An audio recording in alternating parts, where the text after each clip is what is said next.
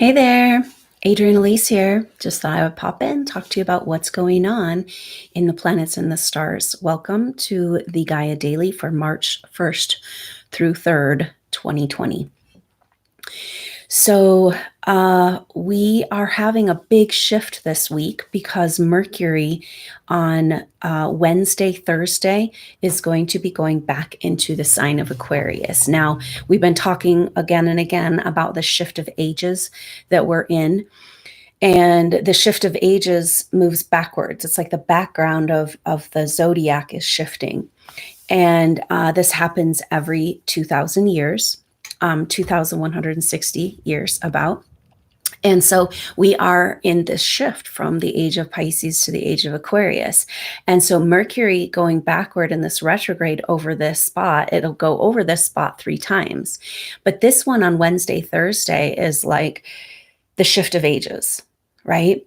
And I think that perhaps we will be maybe getting some information kind of coming through, some downloads, some understanding of what this might mean for us collectively, but individually. Even though we're still in the Mercury retrograde, moving into Aquarius is kind of like, oh, Aquarius is an air sign. It's about kind of getting that bigger picture and bigger perspective of what's going on. So that is a powerful energy. Really want to pay attention this week so that you can receive those messages if there's any clarity coming in, because it's been a while. So now Aquarius is a fixed sign, and also later this week on Friday, Venus moves into the sign of Taurus. And so Aquarius is a fixed sign, Taurus is a fixed sign. And so that is kind of trying to bring some stability to these epic changing, shifting times that we're in. So it could kind of feel like, okay, maybe a little perspective, a little bit of downloads, a little understanding of the bigger picture, and a little bit like, okay, because it's hard because we're going through such epic, powerful, energetic changes, and we have been for so long. And yet we don't see the evidence of that in our outside world. And that's part of the frustration and part of the inability for us to make sense of what's going on. And yet this shift is kind of like, okay, because every time we make big changes, like that's what this Mercury retrograde is about too. I mean, it's like an example of, it's going over the Pisces Aquarius cusp. And so it's like, this is about these big epic changes, but Mercury retrograde is also a daily planet of our daily understanding and perspective of what's going on. And in mutable Pisces, we're being asked to make a massive adjustment in the way we see things and our general day-to-day understanding of what's going on. But when we have these big shifting times, it can really shake your equilibrium. Even the activating energies, it sounds so good, right? It's like, yeah, I want to activate. I want to like be in my power. I want to have my spiritual experiences, but it's very disconcerting to your bodies because we have like a physical body, an energetic body, an emotional body.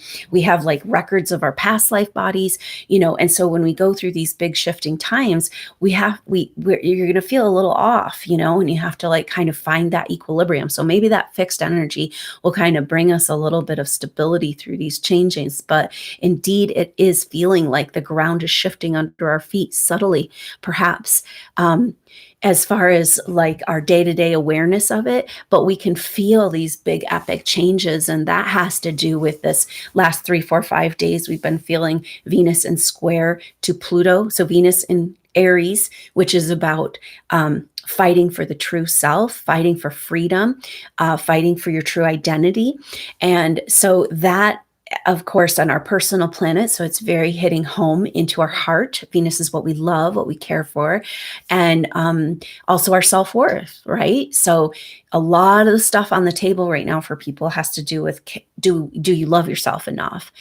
It's like we can't go forward in these times until we have a massive shift. Of course, that has to do with on a bigger collective level. So Pluto and Saturn are working on the bigger collective levels. It's like, collectively, the lies about what we've been told about our history and who we are, really need to be adjusted. And the Pluto, this Venus square Saturn and Pluto, it's so powerful because it's like the first interaction, the tension interaction with Saturn and Pluto since they were in that conjunction in January. So it's like bringing to the surface, in bringing it home also to our everyday life, Venus being an everyday planet, this epic conjunction. And that's this, it's like, whoa, this is what's going on, right?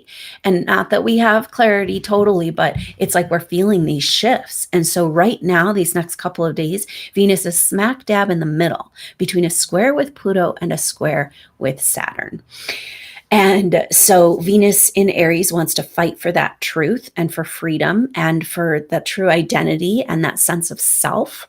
Right? Now, this is the deal. The low self-worth issues, it's a very convoluted subject for these souls, the light worker souls that are drawn to this work, because there's self-worth. We all have issues from our early childhood, that can affect our self-worth, but typically those reflect back to very traumatic and intense experiences. You coming in to bring your light and healing to the earth, and then whatever happened, you took responsibility for that and perhaps felt like you failed in your mission. And so this is actually the true source in a very general terms. It's quite complicated, but in very general terms, this can be the source of self-worth issues in our life. And so Venus that rules self-worth is a ruler of Taurus. So that's another energy. Venus moving into Taurus, it's like coming home and coming home to the earth, right? Feeling safe and welcome here on the planet. And so do you deserve that though? Right? Because time after time, lifetime after lifetime with these souls, you came in so excited and you had to go through a lot to get here. You take your bigger self and all these experiences you've had over many lifetimes and evolutions and squeeze it down into this 3D reality out of service to the planet because of your love for this place and for what the earth can become. That energy is what we need to draw on right now. With Venus in Aries in square to these planets, it's like grab a hold of that energy of everything. It's like put aside the old stories. And that's a big energy of what's happening too. We have got to rewrite history, and maybe her story, right? When we're looking at the feminine in all of us and what we've gone through in female bodies and past lives with the patriarchal energies. And so this is like, that put aside those stories and get back to the miracle of the fact that you're here on the earth right now. And it's dark and it's a nightmare. And that's what we're being shown. But there's so much more to the story. So it's like the rewrite of history that we need is like, it's like we have this much and it's distorted. Right? We need the whole story. And so that's kind of what's on the table right now for us as Venus is in this square, because in Capricorn, with Pluto just squared Pluto, going to square Saturn, and we'll feel that through the end of this week. And so that square, the Aries square with Capricorn is talking about this true self and the fight for this true self and the fight for the truth and for freedom up against the chains of authority in the structures of our world, right? I mean, you cannot go from the Piscean age into the Aquarian age and not have a total revamp of the structures of this world. And of course, we've gotten all kinds of programmed messages around that means that we need Earth catastrophe, but that's not the structures we're changing. The structures we need to change is our belief systems and our conceptual reality and our history, and the old stories we've been told. And Venus is just smack dab in the middle of this right now. And she's feeling a little up against the wall, a little vulnerable. Like she's out there on the battlefield all by herself, having to face this intense change that needs to happen. Right. And, so it's like a very powerful time where we're starting to get a real clue about what this 2020 astrology is about. But at the same time, we still have some really sweet sextiles. Mars is still going to be sextile to the sun over these next couple of days. They're only 1 degree apart. And it's like that's been happening for this last week and a half or so. And so Mars in Capricorn in sextile to the sun in Pisces. And that's a really sweet energy. So Aries Capricorn square is like, because it's cardinal signs. They want to move and change and start something new. And then yet the Capricorn energy is like kind of representing the old guard of what won't allow that to happen. But then we have Jupiter in Capricorn in sextile to Neptune, and they're still close. They're only 1 degree apart for these next few days too. And so actually they're, through Wednesday, they're still very close. And so this is an interesting energy. We felt this since the beginning of February. We started feeling this Jupiter sextile Neptune, very powerful, because Jupiter is like a crystal. It brings energy, expansion, more of wherever it is. And so in sextile to Neptune, it's bringing the light, but amplifying the Neptune and Pisces energies, which is about our dreams and our delusions. So, but there's an interesting energy here, because it's kind of like, the earth is moving under our feet. We've got massive changes and shifts that need to happen. And we can't rebuild this world like in the structures of our conceptual reality. We've got to lay waste to those structures of our reality and our conceptual reality. That's the Mercury retrograde part of this, is that Mercury's our day-to-day, everyday way of seeing things, right? And so in retrograde in Pisces, it's like Pisces, a mutable sign, massive adjustment, and speaking to this shift from the Piscean age to the Aquarian age is what is required. And Venus square Saturn and Pluto, we're up against the wall with it. And yet we've got these beautiful sextiles, and between Capricorn and Pisces, saying that we can do this. We can jimmy the lock on this. We can do a little bit of the shifting and a little bit more of the awareness and a little bit more of the structural change and a little bit more of breaking down those delusions, because it's like Capricorn represents structures in just a general sense.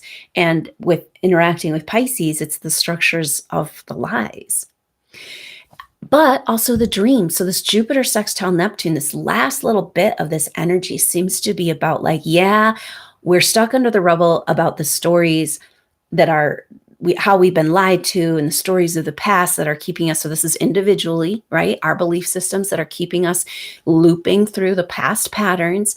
And this, that feeling of like, oh my God, I can't believe this is happening again. I thought I dealt with this issue, right?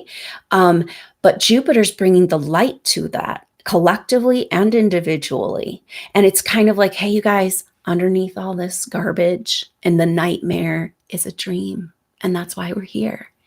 And so it's like there's hidden miracles trying to be uncovered. And that's kind of cool energy with Venus getting ready to move into Taurus later in the week, because Taurus represents this treasures of the earth, treasures of our own treasures, our soul treasures, our gifts, our wealth, the wealth of the earth, as well as the wealth within us, our soul, spiritual wealth.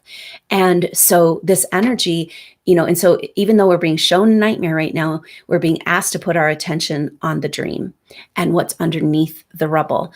And it's like, this has to shift, and it has to get uncomfortable, and it has to fray at the edges, this paradigm, and break down completely. And the earth needs to shift under our feet, get under the rubble of these old stories, so that we can find the treasures that are hidden there and the hidden miracles that are waiting to come forward in our life. And so we're being asked to put our attention there, going back to this message that I talked about earlier, that tapping into all that it took for you to come here on this planet, and you're here and you're doing it, and the time is now. And if you can keep your attention there, then it can really help with the nightmare energies and the shifting under the feet and the rug being pulled out from under you and all of that stuff. So just a really powerful time right now but again, we have sweet sextiles in this next couple of days. Mercury is exactly one sign over from, as it moves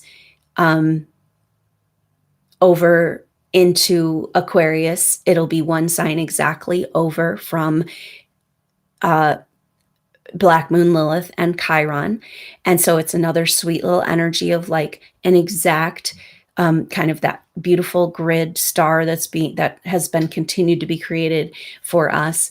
And then those sweet sextiles between Capricorn and Pisces, and then Venus holding down the fort. Now, Venus moving into Taurus will bring her in conjunction to Uranus.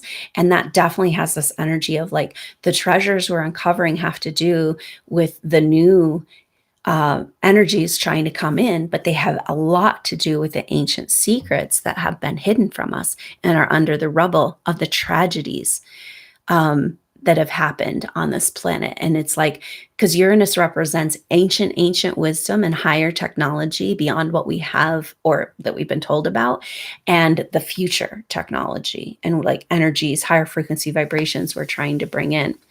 So a really powerful energy. And don't forget Wednesday, Thursday, it's kind of like this energy of what does this all mean? You know, that this is lining up for us right now.